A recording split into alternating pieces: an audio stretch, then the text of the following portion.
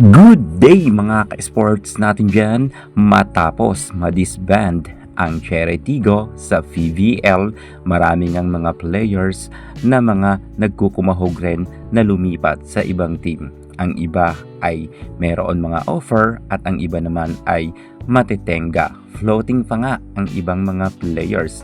Hindi kagaya ng mga ibang star player, pagdating dito sa Cheretigo ay pinag-aagawan ng iba't ibang team. May mga offer talaga sa kanila at mataas nga ang mga offer para makuha nga sila. Di kalibre naman ang mga players pagdating dito sa Cheretigo, lalo na ang kanilang libero na si Jennifer Nierba. Ang tanong, saan team ba mapupunta si Jen Nierba? At dito na nga ba siya sa Team Good Vibes? Yan ngayon ang ating pag-uusapan. Pero bago ang lahat, subscribe ka muna, click ang ating notification bell para lagi kang updated sa lahat ng issues sa volleyball. Susunod na!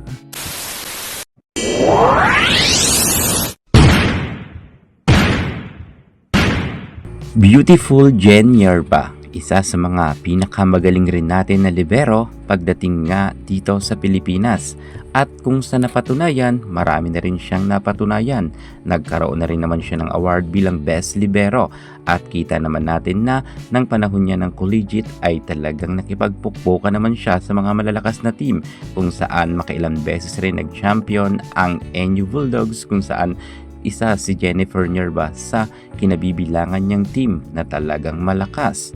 Pagdating naman sa pro ay kitang-kita naman natin na sobrang porsigido naman siya at magaling naman talaga siya dahil nakasama pa nga siya sa Alas Pilipinas. Bagamat sa kasalukuyan ay wala nga siya sa listahan ng Alas, pero sa mga nakaraan conference ay nagkaroon na nga rin siya ng podium finish dahil makailan beses na rin siyang napasama sa Alas Pilipinas. Meron na nga siyang silver medal at bronze medal.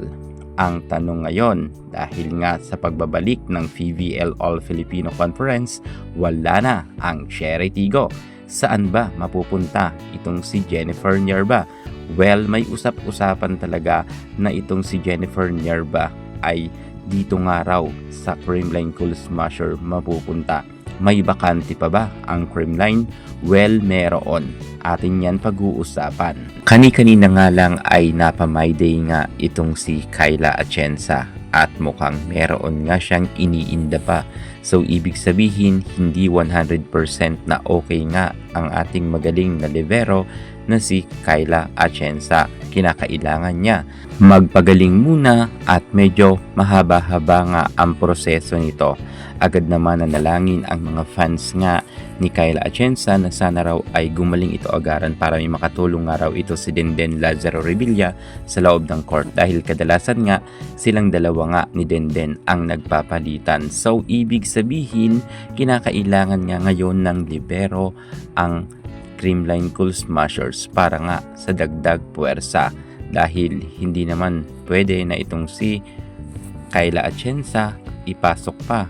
Kinakailangan na si Denden ay meron rin karelyebo, at isa nga dito sa mga nasisilip ng mga netizen na pwede raw at pasok na pasok raw sa banga itong si Jennifer Nierba, dahil hindi nga okay si Kayla Atienza. Bagamat nariyan naman si Torres, pero hilaw pa to pagdating sa PVL. Bata pa kasi si Torres at baguhan.